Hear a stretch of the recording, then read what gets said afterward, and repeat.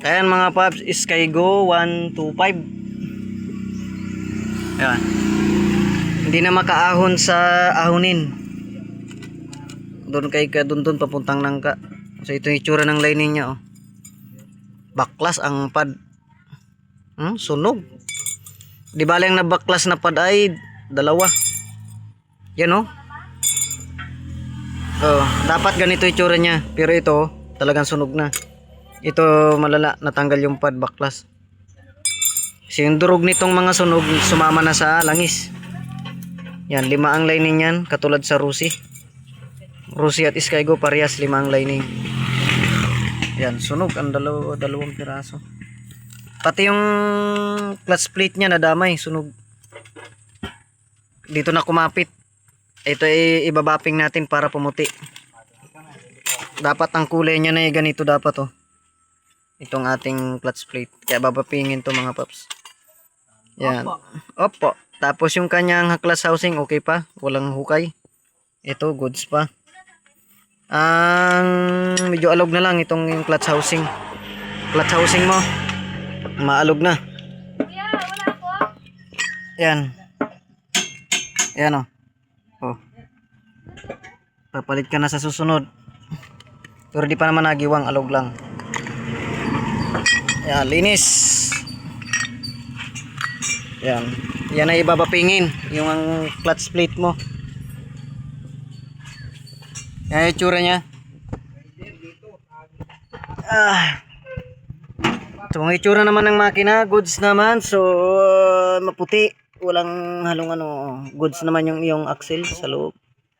Nawala lang talaga ng batak. Yung lining ang bumigay sa mataas na ahonin. Ayan mga paps. Tapos tatanggalin na natin to. Yan. Bagong natagas kasi dito yan. Baklas na yan lahat. Okay mga paps. Skygo 125. Tapos ito naman sa kabila, rayos. Dalawa. Ito yung isa, yung front. Ito yung rear. Tapos ito naman yung side wheel. Hindi kanya yan, sa kanya. Ayan mga paps, dito yan, oh. Tapos meron may dayo. Oh, nag-aakitan ng pulutan yung isa. Mangga. Lutuin nyo na yung buko. Oh, yung buko daw. Luto na, nandiyan na.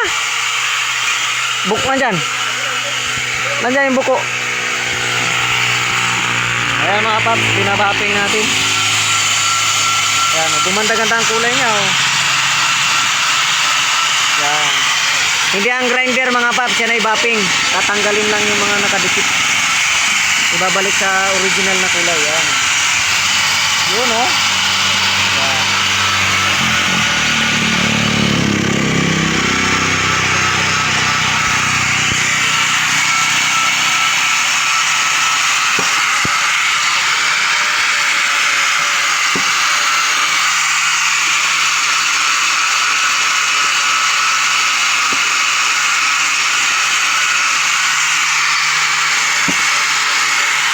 Ayan mga paps, habang binabapping. So yung lining binabad mo na. Ayan, yung lining nga pala ay ayan, nakababad na siya. Yung bagong ipapalit. Ayan, pag kayo po ay magpapapalit, ayan, kaya dumayo ka sa mga mekaniko, kailangan po muna ito inababad. Itong bagong ipapalit na lining. Pag hindi po ninyo ito binabad at kinabit na tuyo, hindi niya binabad, kakaalis nyo lang sa shop, hindi pa kayo nakakalayo, sunog na agad ito pag di nyo binabad. Totoo yun, hindi ako nagbibiro. Yan ay kasama sa training na aming ginawa habang kami nag-aaral pa. Yan, bago ikabit, ibabad para tumagal. Yan mga paps, yun lang mga paps. Malapit na yung matapos, babapping lang, tapos linis ng gasolina lahat, tapos kabit na.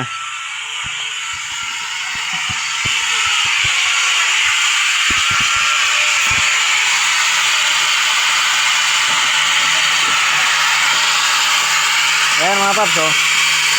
Goods na, bumalik na sa dati. Makinang na siya, oh. Diba, ang layo. Ito yung binating, tapos tinitsura ng hindi pa nababating. Yan. Pag nilinisan natin ng gasolina, gaganda to yan. Okay. So ayan, nagrarayos tayo.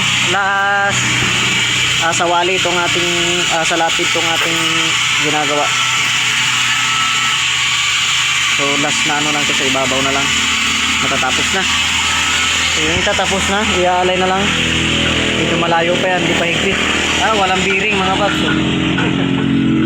Walang bearing. Mangalay naman, mga pap. Mangalay naman tayo. Mangalay na daw, mangalay. Nangalay si Paps. Nangangain yung dalawa, oh.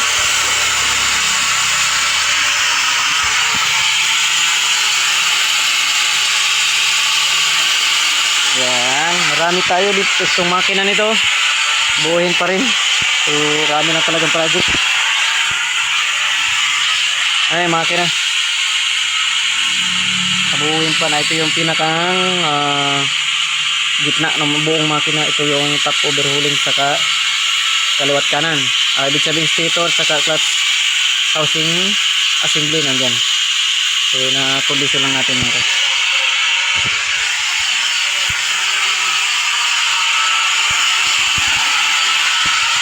Yun, oh.